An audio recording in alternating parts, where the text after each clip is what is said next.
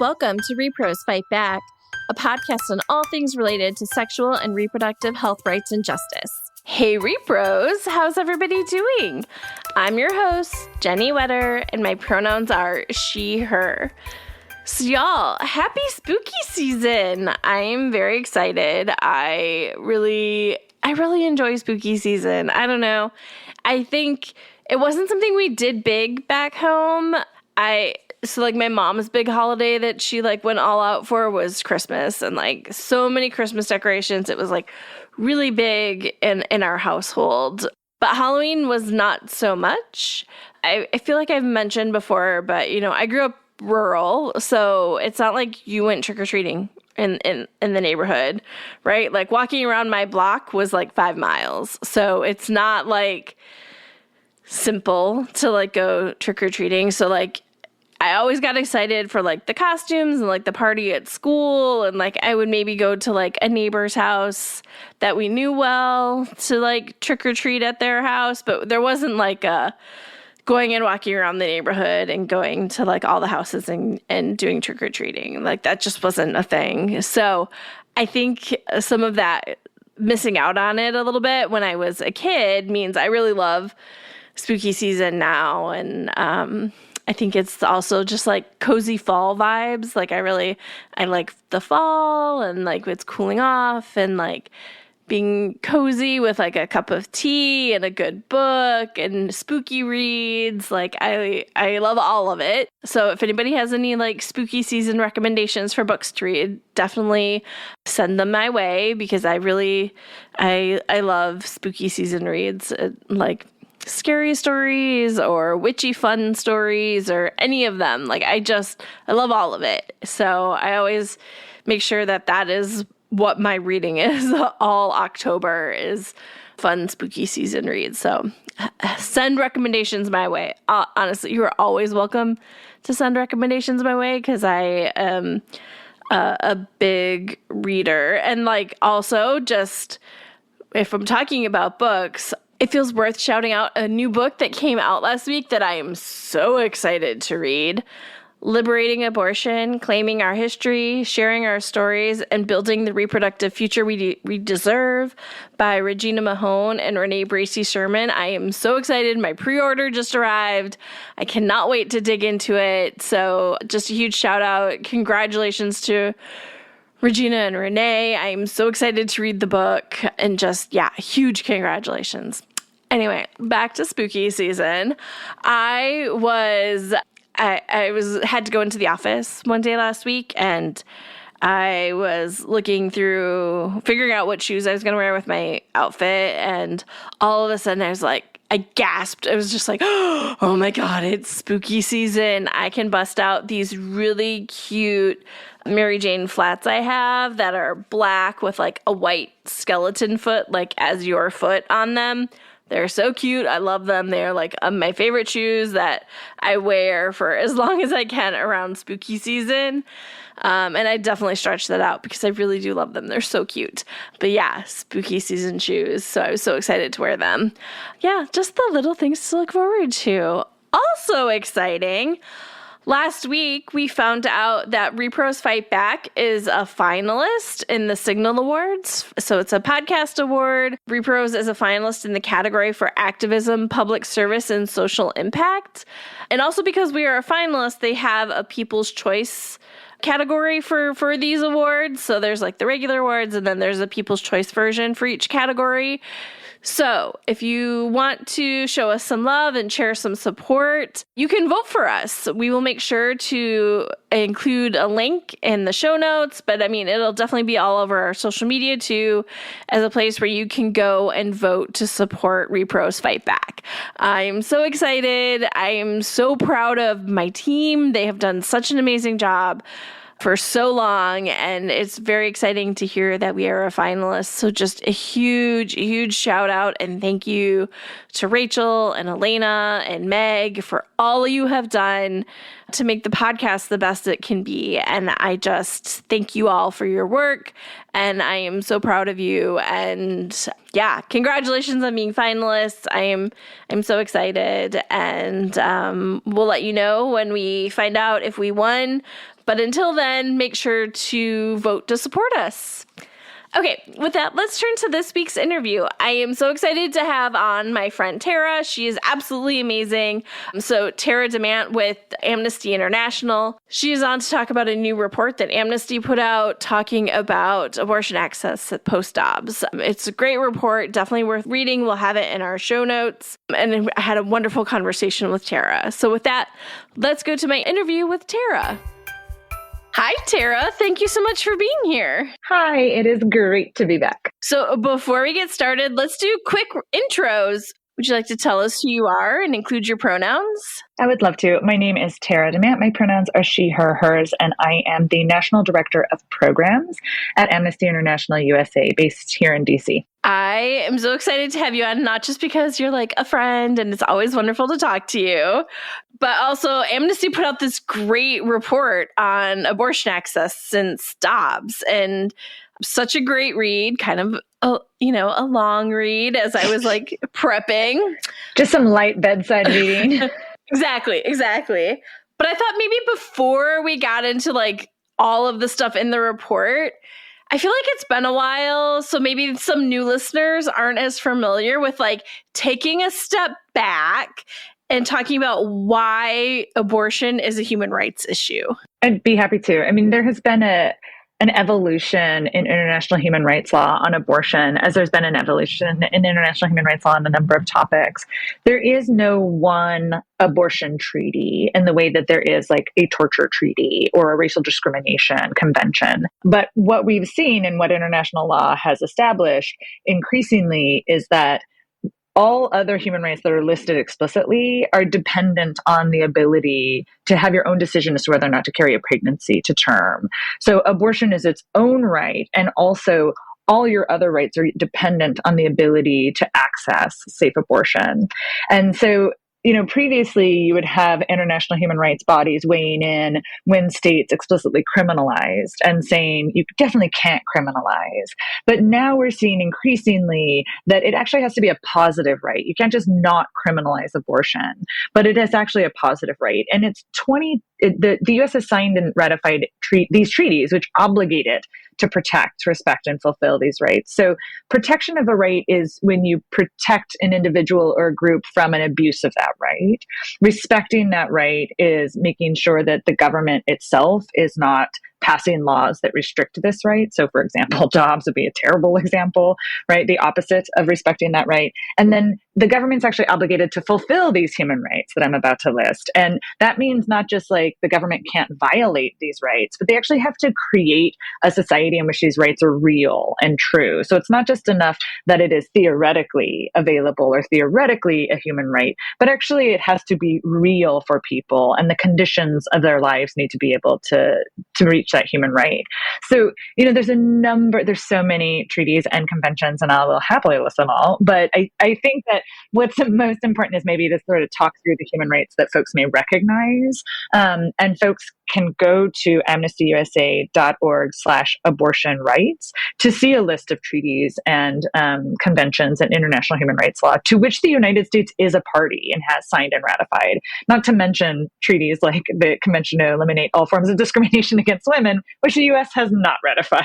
One of very few, just like be super clear. Less than 10 countries that have not ratified that, and the rights of the child.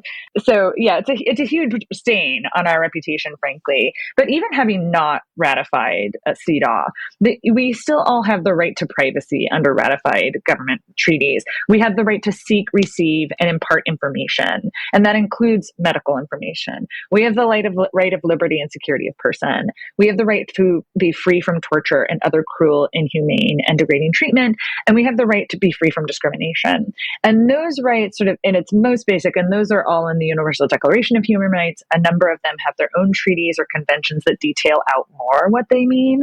And all of those are violated when someone doesn't have access to be able to make the decision for themselves as to whether or not to carry a pregnancy to term. And in some cases, when someone is forced by the government to carry a pregnancy to term, it can violate, for example, the right to be free from torture and cruel and inhumane treatment, right?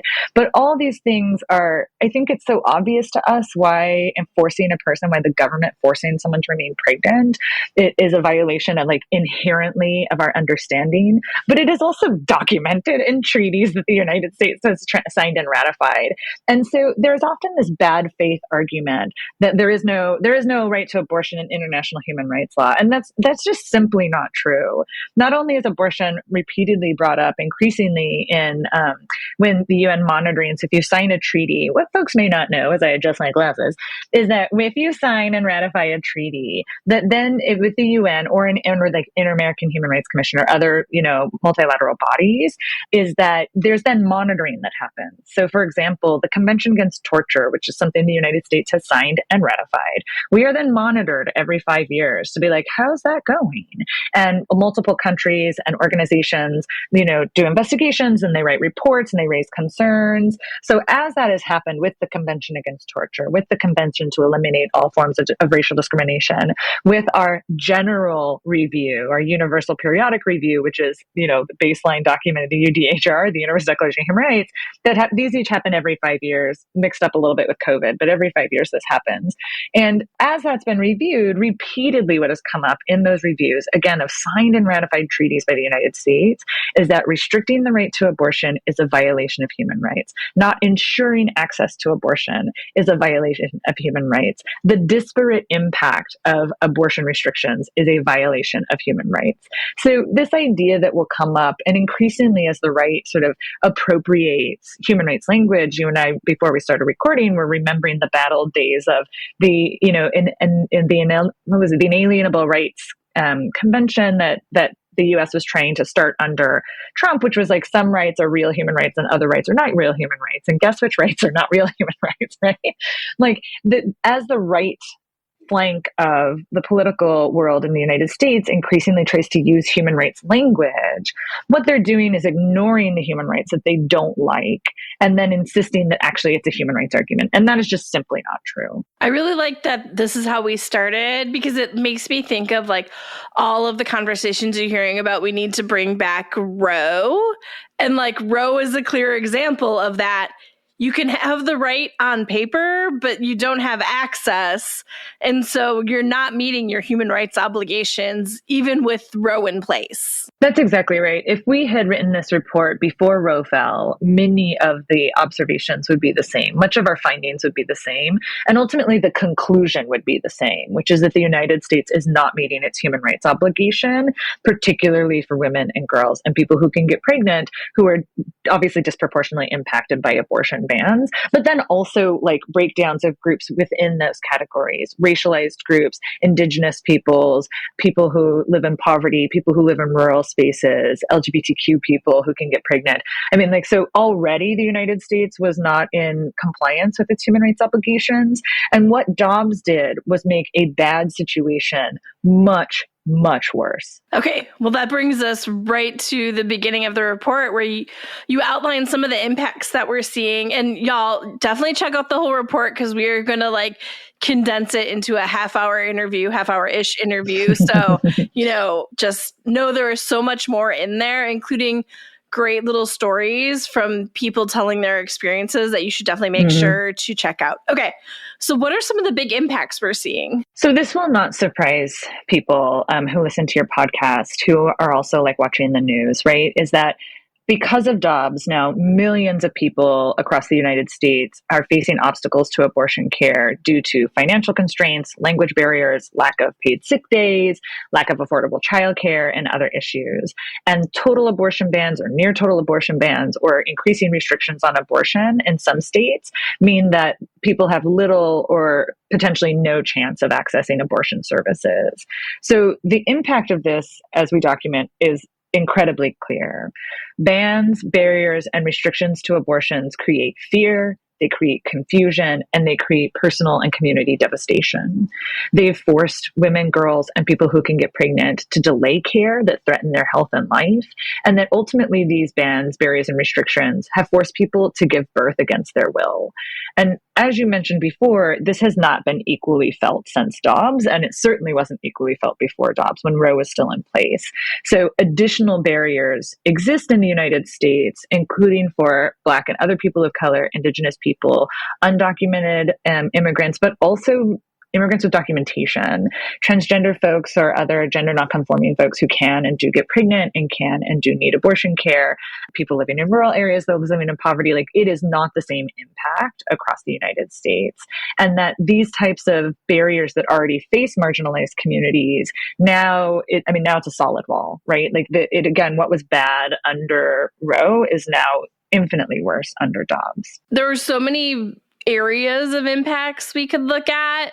So I was thinking, let's pick at like a couple of the ones outlined in the report. And one of the ones that I think you hear about, but I think people don't necessarily think as much about, is travel. Yeah. There were a couple of really good stories that like showed like how that just like increased the cost so much, which increases barriers again. Yeah, that's right. I mean, we have folks, obviously, as folks know, Amnesty International is an international organization.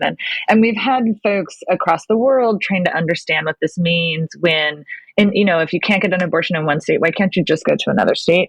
One, I think many people don't truly understand how gigantic our country is. Yeah. I think even including us, right? Like, you can't, like, hopping to another country unless you live in like Delaware is not actually super easy. Like, these states are huge. Grasping how far you have to travel if you live in Texas. If you live in Texas or Alaska, right? Or any of the West. I mean, it's just so one, just like physically, it is hard to travel, and it always has been, particularly for folks who face socioeconomic barriers. But one, there's just a lack of socioeconomic ability to travel for some people. So it means that you don't get abortion care, right? The idea that you can just go to another state is only real if you have the money to travel, if you have the ability to travel, right? If you cannot cross a state border for fear of deportation, you do not have the ability to travel. If you have the ability to take time off, if you have childcare if you need it. I mean, there's just so many financial things that go into that. And then because the United States runs a capitalistic healthcare system, which, by the way, itself is not in line with human rights standards, then can you afford to pay for the procedure? And like, that's like any healthcare problem. Can you actually afford to get the care you need? And those are barriers that mean like people can't travel out of state.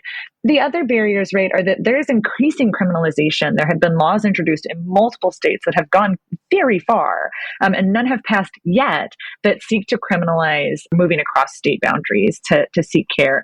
And partly because of the changing nature of abortion laws at the state level. So, for example, this report was published in July. It is already out of date with state laws because state laws are changing, sometimes in one state multiple times a month.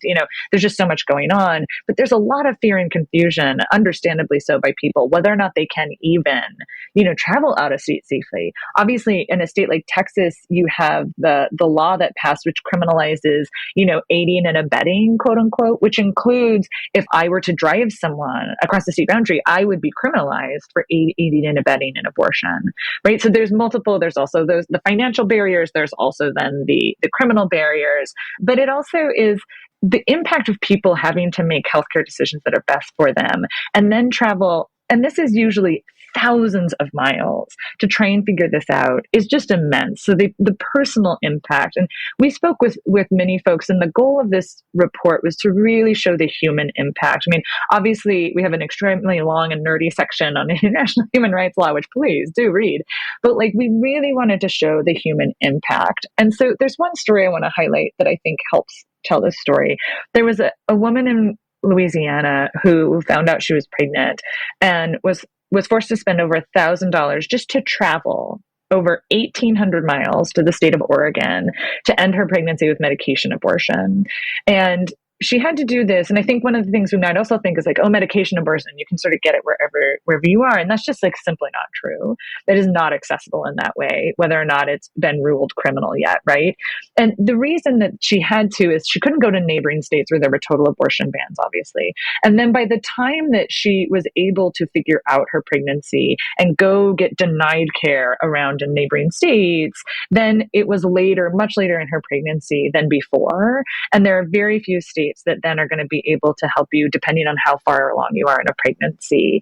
And the other problem was that states that are providing abortion care have been overwhelmed by patient need. They have, it's a clinic that's been serving one community in Illinois, now serves like 10 different states. And so they don't have appointments. So she called around to multiple states that would have been closer to her, and there were no appointments. And the appointment she could make to still have a legal abortion was in Oregon. So despite the fact that like Illinois is technically closer, it was not real for her. And she had to fly to Oregon, and she couldn't just fly home to take the pills because that could run afoul of Louisiana's law. So now she has to take extra time, right? Not just she has to go get these pills and have the appointment and talk with her medical provider there, but also then she had to stay in the state of Oregon because if a complication had happened, which are of course very rare with abortion, but if a complication had happened, Louisiana would not provide her health care. This is someone who had enough resources to figure out where there were abortion clinics, found out she was pregnant early enough, et cetera, and still had to go 1,800 miles to seek the abortion care she needed, which again is like this simple procedure in the end, which is these abortion pills. So if you couple that just logistical reality with the confusion and fear that is happening, including for doctors, right, or medical professionals or advocates who are helping make abortion more accessible, like what this means is that very few people are actually able to I'll just travel to another state. Of course, we're seeing huge numbers of people, luckily, who are able to do that, but there are just so many more numbers of people who are not able to do that and ultimately are forced to give birth by the government. Yeah, this just also makes me think of, talking about the burden on the clinics that are able to take on people. You talk about the various restrictions on medication abortion, and the Supreme Court last term heard a case that was challenging the FDA approval and later FDA extensions of medication abortion. And one of those would have required people to go in person to get care. And the damage that would have done to clinics that were already struggling if everybody that they were able to see via telehealth had to all of a sudden go in person to a clinic. Yeah. Would not have been able to pick up that. Well, slack. and that crisis has been averted for now, right? That case is 100% coming back to the Supreme Court. And I think and maybe that even this term.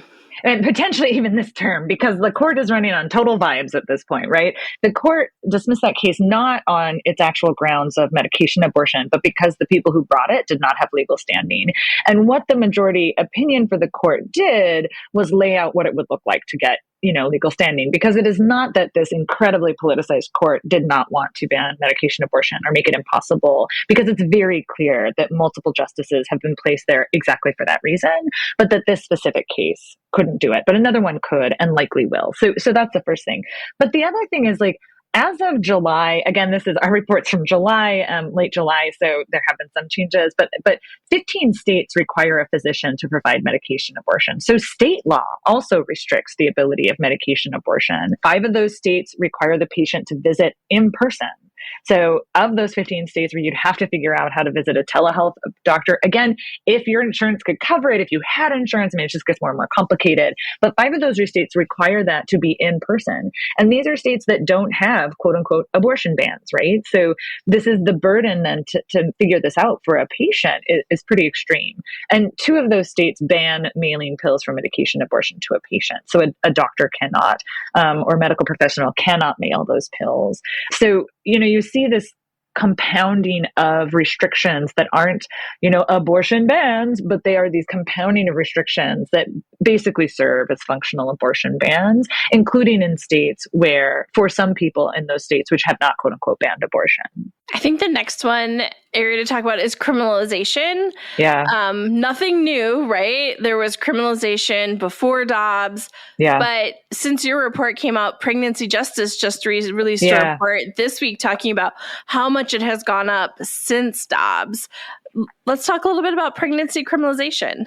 Yeah, and I really hope people take a look at that Pregnancy Justice report. They have been doing incredible work for years on the criminalization of pregnancy and have really been sounding the alarm on what are the inevitable consequences of more abortion bans and restrictions. So one of the long-term consequences that we were not able to chart quite yet, but we know we are going to be able to see, and also Pregnancy Justice just released this data, is the rise in pregnancy criminalization because of abortion bans and restrictions. So as they are, it's not just a parallel track, but also as a direct result of increasing bans and restrictions. So the impact of criminalization extends beyond people who need and want and are seeking abortion. Just to be really clear, right? It is extending to people who did not seek, who were not looking for an abortion, but that their pregnancies are criminalized, increasingly criminalized as well. And that, there's a number of state laws that have already been doing that. It's just so mind-boggling, actually, the criminalization of pregnancy and how it is so underreported and understood, or understood, less understood than it should be. So, a lot of these are fetal endangerment laws or fetal personhood laws. So I think obviously your listeners will be aware of fetal personhood, which is the attempt to legally designate a fetus as a person that then it has the advantage of all the rights of a living person or a born person. And this is often done under the cloak of like protecting the pregnant woman. And it's always very obviously hyper heterosexist and cisgender specific language. So to protect the pregnant woman, we're going to make these fetal personhood laws. So then if there's potentially intimate partner violence, there's like an extra legal barrier there that can help, or an extra legal level there that can help. The reality of these laws is that they hyper criminalize pregnant people. And so, for example, like driving without a seatbelt, or if there is any drug use, and drug use is one of the the highest way that pregnancy is criminalized. But also, it also means like if you have a spontaneous miscarriage, if the fetus has the rights and you have a spontaneous miscarriage, that can, of course, be construed as quote unquote an abortion that maybe you sought somewhere and aren't admitting to. But also, like, did you live the healthy lifestyle that you should have lived, quote unquote, should have lived? Did any other factors, right? So we're seeing this high spike, and that's what the Pregnancy Justice report showed us. The other thing that we were able to document in our reporting was with these bans comes a number of threats: prosecution, incarceration, loss of professional license for medical professionals, and even the death penalty. And I want to be really clear about what fetal personhood means. South Carolina narrowly defeated a bill that would have charged abortion as murder. And they could do that because of fetal personhood, right? And by narrowly, I mean narrowly, by like 3 or 4 votes defeated this bill, which would have charged abortion as murder. And in South Carolina, murder can come with the death penalty. And that is true of every state in which there are extreme bans. Every bans on abortion is extreme, in which there are like the most like term limited bans on abortion, either full abortion bans or with extremely limited quote unquote exceptions. So we're looking at not only like the incarceration or the loss of professional license. Obviously there's major fees always attached to these things, but also like actually like there is a not far future in which the death penalty is applied to abortion cases. And it can sound so hysterical to say that because it seems so bananas, but this is the absolute logical conclusion of the criminalization of abortion, right? It is being done by making the fetus a rights holder. And that therefore, like if you are violating the rights of that rights holder, like these are the types of obligations, which the death penalty itself is also a violation of human rights, right? But it is totally used across the United States. The state of Texas is one of the highest, death penalty users in the world. It measures as a country, right? Next to China and Iran, it's Texas. So those are the types of things that we really worry about long term, and that already we're seeing the fear of criminalization and also lawsuits that are being leveraged against people, or a lot of them have been against cisgender women so far, in which like the partner is leveraging a lawsuit against a woman in Texas and her friends. This was an abusive relationship. She had left, found out she was pregnant, and then sought an abortion and got help from girlfriends. And the abuser in the situation is suing her. This is a court case. Like, it's happening now. And like, these are the types of things that when we talk to people, particularly in Texas, this is very top of their mind. So we talked to a young woman who, I mean, in this case, this is someone who worked in advocacy, who had, had a college degree, had lived in an urban space, like had a lot more of the things that might help her get to the information she needs. And she told us when she learned she was pregnant that she was basically Googling her healthcare to figure out what was next. And she was doing it in public libraries because she was afraid an IP address would be traced back to her, which is definitely a fear people should be clear about. Like, that is absolutely your privacy online does not exist. Like, so like that she is, going to these private places trying to figure out what her options are. And like, she's Googling healthcare. And that is not a way that any medical professional would advise, or anyone who works in abortion advocacy would advise. It's like, you should be able to go talk to someone, not in the cloak of night, not worrying whether or not the police are going to hunt you down because of an IP address, or that someone's going to turn over your Facebook posts like Facebook, which they did in Indiana, right? In criminalizing someone who had a miscarriage. So that, I mean, the effects of criminalization are just vast. And they also have a real and measurable impact on the mental and physical health of people. And that's something we heard repeatedly, not just from people who were generous enough to share their own abortion stories with us, but for the people who work in advocacy, and particularly in states that have criminalized abortion fully, or with like these totally minimal exceptions, which I'd love to talk about how exceptions do not work. There's just a massive, mental health impact and also physical health impact. Ultimately, what it means is if you're afraid of going to jail, we talked with one woman who had children and knew that she couldn't support another child, did not want to have another child. She had gotten pregnant, and she was terrified that she would go to jail. And she kept telling us, like, who's going to take care of my children if I go to jail? Like, I can't go to jail. Who's going to take care of my children? Like, that is her primary concern in getting healthcare, is I can't go to jail. So we heard stories like that over and over. The second thing, and I'm going on way too long about this, but it's so important, is the impact of criminalization on medical professionals and on advocates who are helping make abortion more accessible or trying to. The criminalization of physicians and healthcare providers, particularly, we were able to document so many instances of this, has led to incredible impact on their physical and mental health, their ability to simply practice medicine, certainly their patients' access to care, and also then the amount of skilled medical students or services that are entering into the field of abortion and healthcare. So if you're in a banned state and you're in medical school, you're not going to learn abortion care, which is part of obstetrics care, right? The other thing we're seeing is that in states with bans, obstetricians and gynecologists, like OBGYNs, are leaving those states. And not just people whose only bread and butter, is to make sure people have abortion care, because abortion is just part of pregnancy care, right? And so that those people are increasingly leaving states with abortion bans and restrictions, and new residents, medical residents, are not coming into those states. So for example, we're increasing the healthcare deserts that are happening. There's an example where in Idaho, since Dobbs, 22% of its practicing obstetricians, have left the state,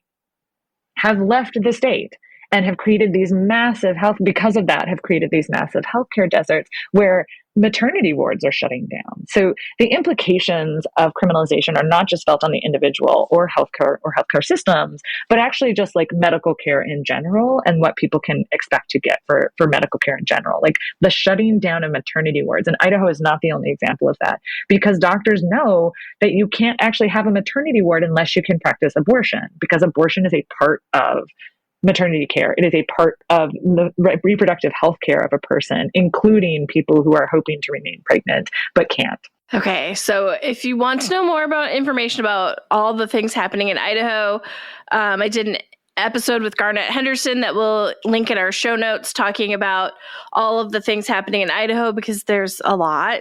And then also, if you want a deeper dive onto pregnancy criminalization, surveillance, and the child welfare system, I have an amazing interview with Lourdes Riviera at Pregnancy Justice and Dr. Dorothy Roberts that is absolutely worth checking out, that digs deep onto those topics. Okay. So we'll have links to those in the show notes, along with the Amnesty report and other things. So there were a couple things that talking about this made me think of. One, we should definitely go back to talk about your why exceptions don't work. But also, as we're talking about pregnancy criminalization, it also just makes me think of, again, disparate impacts. Like, different people are definitely being investigated more than other people.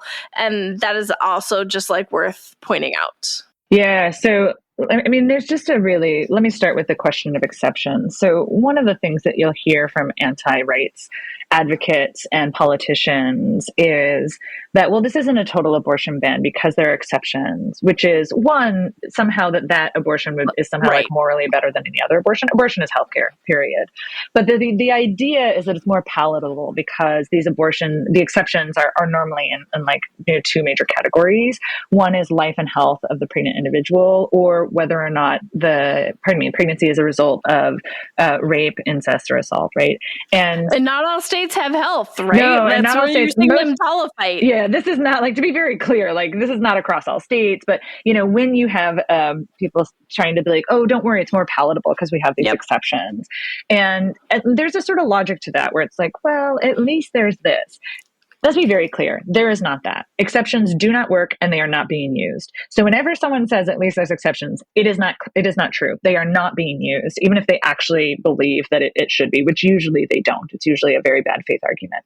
So one of the problems with exceptions that are listed for either life and or health, which oftentimes, again, you don't get both of those, which are very clearly defined in international human rights law, but is that, like, it is very unclear to a doctor how much of a risk of death or how close a pregnant person needs to be to death for that exception to apply.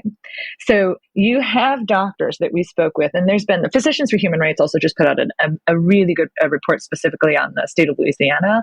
And they obviously have been speaking with the medical professionals for years and years. But you have doctors who are telling us, like, I don't know how close to death my patient needs to be before I'm allowed to intervene. Because if a doctor intervenes and gives the healthcare that's necessary, which is the abortion, they can be then pulled in front of a civic review and professional review board, and multiple. This could be either a civic review board, professional review board, or like a criminal trial in which they then have to positively prove that this patient would 100% definitely have died had they not intervened right then. Well, could it have been 5 minutes later? Could have you given one more day? Right? And these are the cases here. They're just so cruel. These are cases where there is no question as to whether or not the fetus could survive in these cases. The fetus can't. The question is whether or not, like, this patient is going to die. So even the, like, weirdly twisted logic around the so-called, like, pro-life, which, boy, I couldn't have a more Orwellian name for that. The movement, like this pro-life movement, is like, we're not talking about feasible pregnancies in like so many of these situations. So that's just a lie. But whether or not you are, like, the pregnant person, what percentage do they need to be close to death? Is 80% close enough? Is 90% close enough? Is 99% close enough? Is it the minute before they've lost all their blood? How much of their blood can they lose? Like, these are the types of decisions that doctors are literally having to make in real time. And those are the questions they're asking. And those are the questions that they have to then prove in a criminal court that therefore this was an acceptable abortion allowed for under the law. So that's the first problem with the exceptions of health and life of the pregnant person. And the other thing is, like, they're not happening. The numbers of exception abortion, quote unquote exception abortions, are in the two hands. You can count them. Like, they are not happening. And this is across years, right? These exception laws. The second part of exception laws usually rotate around if the pregnancy is a result of rape or incest. One, there's just a structural problem with this, which is it doesn't matter how a person got pregnant, that the government should not and cannot demand that they remain pregnant and force them to give birth. But these exception laws are meant to be a sort of like moral backlog for, opposition to human rights to say, like, well, at the very least, if this pregnancy was through these terrible things. And the reality is that they are not happening. Again, like, on the under 10, like, they are not happening. And they're not happening for a number of reasons. But one, there's just one, gestational limits still apply in these, right? So if a person doesn't know they're pregnant in time after an assault, those types of things. The second is that the reporting requirements serve as a major deterrent. So depending on the state, and the issue, it's different in every state. Depending on the state, you either have to report to the police, you have to make a formal report. That report may or may not have to be investigated and proven true, all the while you're getting further into pregnancy, right? And the majority of assault victims do not report assault for a variety of reasons. But so like the reality is that the majority of victims don't report assault. Even if they do, there's these like time delays and process delays that mean by the time they maybe get an okay by the police, whether or not they can have an abortion, is too late because they've timed out. So again, they are not happening. So, I mean, it almost doesn't matter why. They're just not happening. But those are a lot of the reasons why. And that impact is, I mean, it's just so obvious who is most impacted and who isn't, right? And it's also like not a coincidence that like higher income, white cis women are going to be able to access abortion despite these incredible barriers so much more easily than other people. So I'd love to talk about one example, particularly, which is the impact on Indigenous women and girls. And, you know, the folks that are feeling this disproportionately, there's so many different groups, and everyone's stories are just so, they're so difficult to realize that people have to navigate their lives like this. I mean, all Amnesty reports, you know, truck and human rights violations, but you read these stories and you just think like, it does not have to be like this. We do not have to live like this. And so it can be very difficult just to understand the things that people have to go through just to try and access basic health care and be in charge of their own bodies and not be forced by the government to give birth.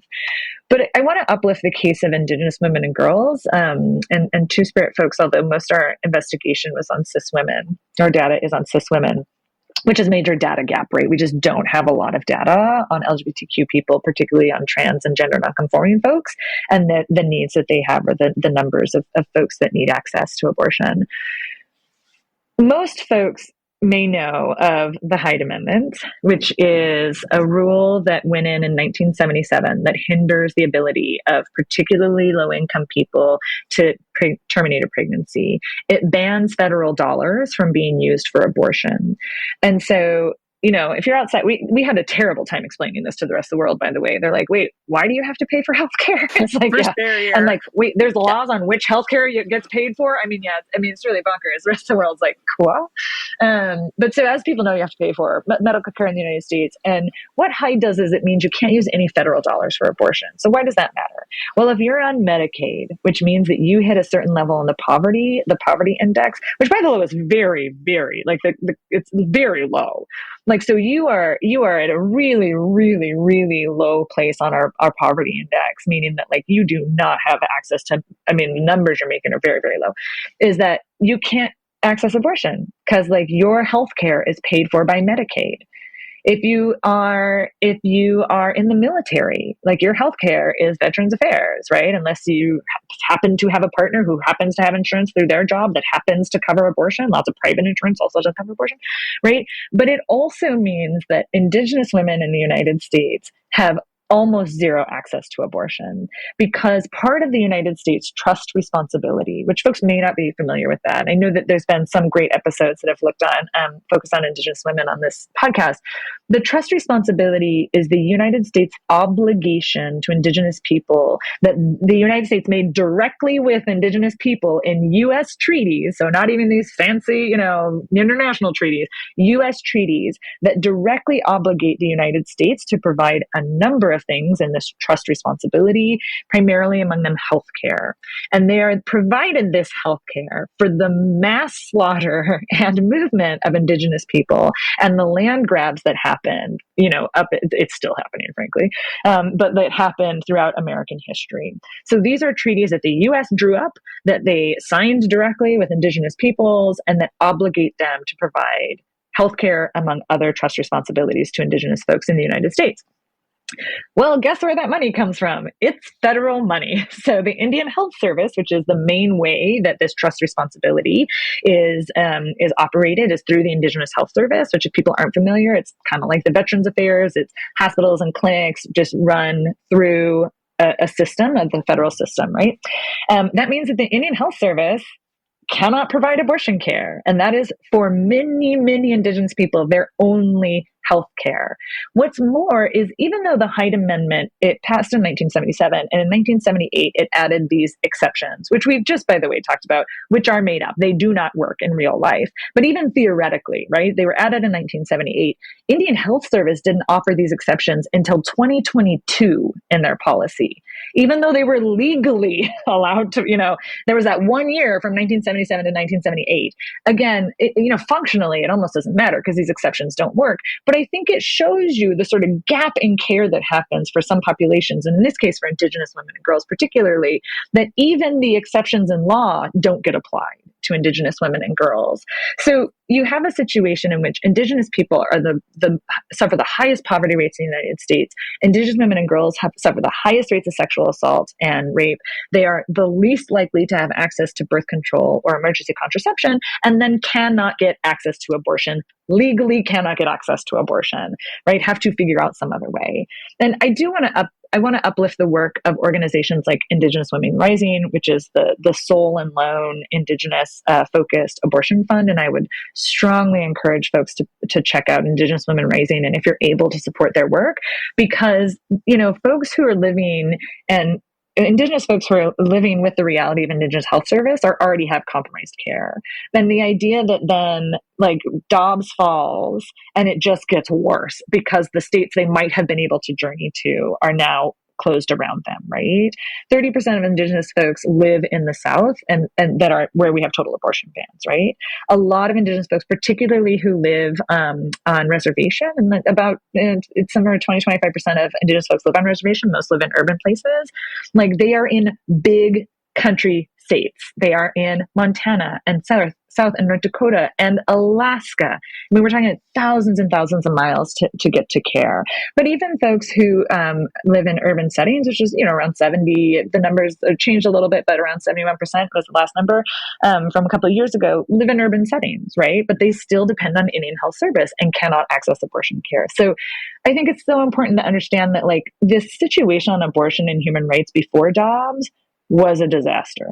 And it has only gotten so much worse under Dobbs. And this is just the first 2 years that we're documenting. I'm working on having an episode with Indigenous Women Rising in the near future. So hopefully we will hear a lot more about this issue soon. Yeah, I hope so. They do such incredible work, and every abortion fund that's out there is doing such incredible work. And as your listeners know, go support abortion funds. Go support abortion funds.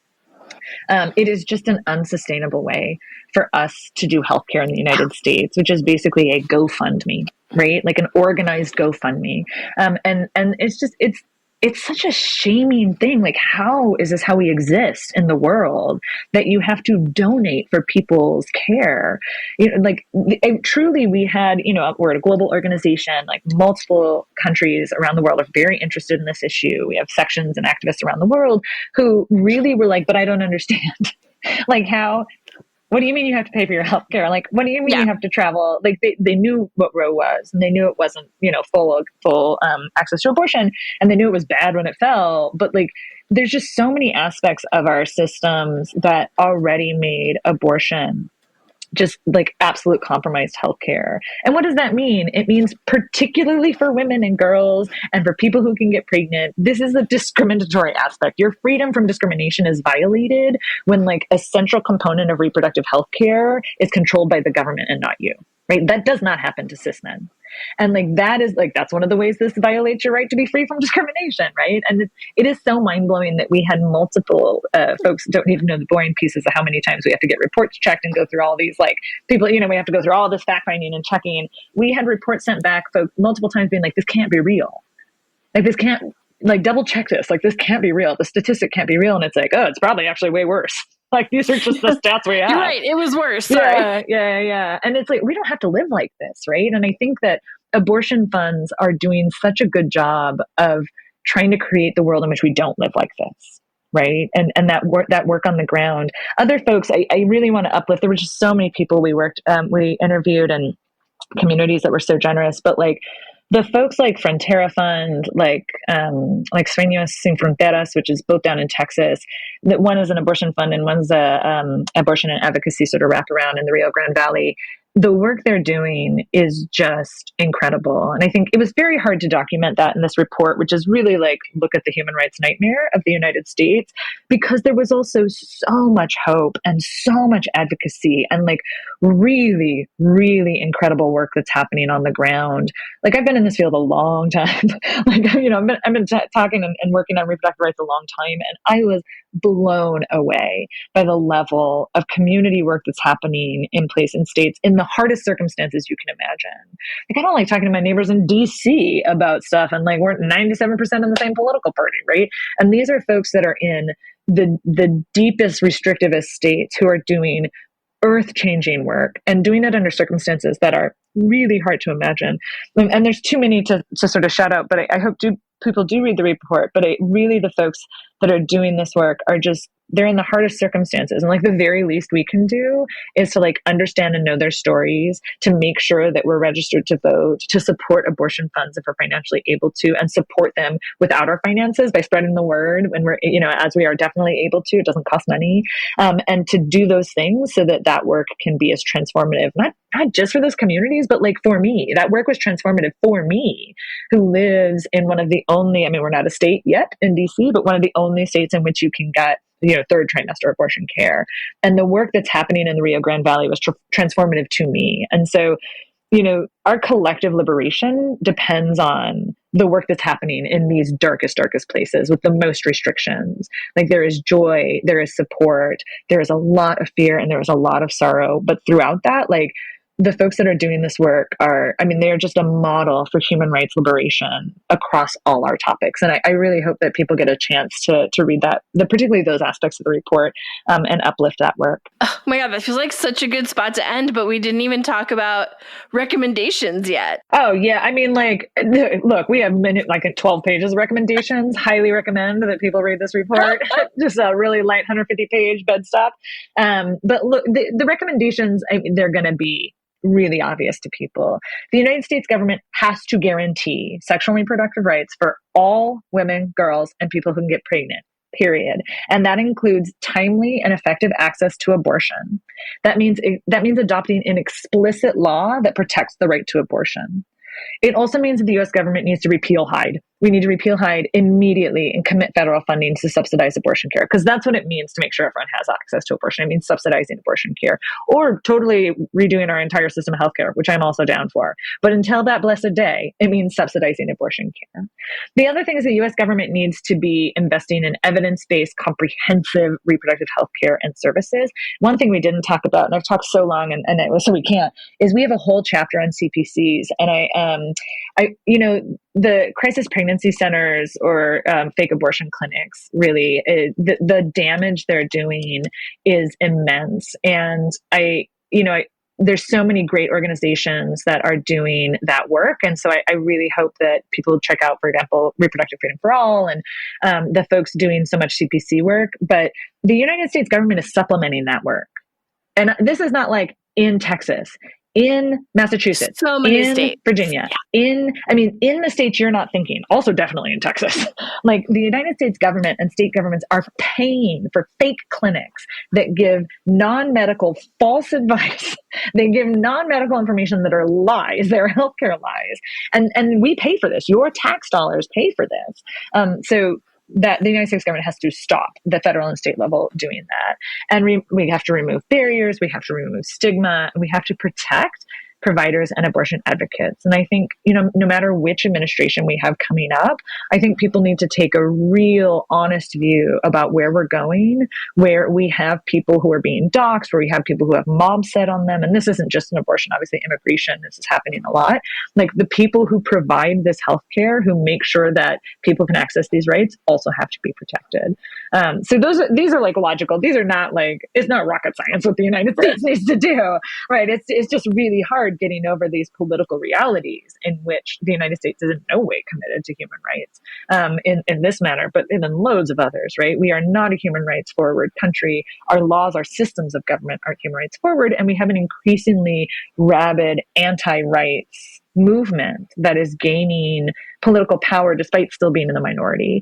And I think that, what I would ask people is like, the government needs to do this. You should call your senators, even if you're like, they definitely agree with me or they definitely don't. They should know that someone is still caring about this because it does matter.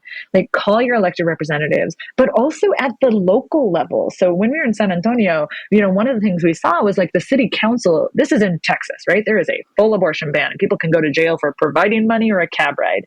The local city council set up a reproductive rights health fund that, helped people with wraparound services, including what happens if they need to, travel for abortion, or including, diapers and healthcare if they have babies. And, there's just so many things that can be done on local level. So call your local city councils and ask them what they are doing to help provide abortion care and services and reproductive health care in general, right? So that can happen. Give to abortion funds, obviously, if you can, if you have the money. You know what everybody has? A birthday. You know what everybody else likes to do for birthdays? Give presents. Like, ask for abortion fund donations for your birthday, right? In addition to the one cool gift you get. Like, normalizing abortion in your conversations with family, with friends, including those really difficult ones, not putting yourself in unsafe situations, but also being brave and like just not taking the baloney that you might be hearing from the faction of your Thanksgiving table in a way that you can do safely. And the other is to really uplift the work of the folks who are really in the direst circumstances, who are doing the most transformative human rights work I really have seen in a long time and in a long career in human rights. Just some of the most transformative human rights work are people who are like, I just am trying to provide healthcare. Like, I am just doing my best to like do the thing that I didn't think was a human rights issue, right? Because it's just healthcare, or it's just community support, or it's just, loving your neighbor, basically. So that I think is really important too. Tarah, as always, so delightful to talk to you, even when it's about terrible, terrible things. Man, first of all, I love your podcast. I love you. I love knowing that all the folks in this community that we're in are listening and learning more. I learned so much on your podcast. I always feel like when people listen to my episode, they're probably like, oh, this is not as good as these other ones. But I'm so grateful for this community that learns more, even when it's hard, because it's so much easier just to like turn on TV and sort of tune out. And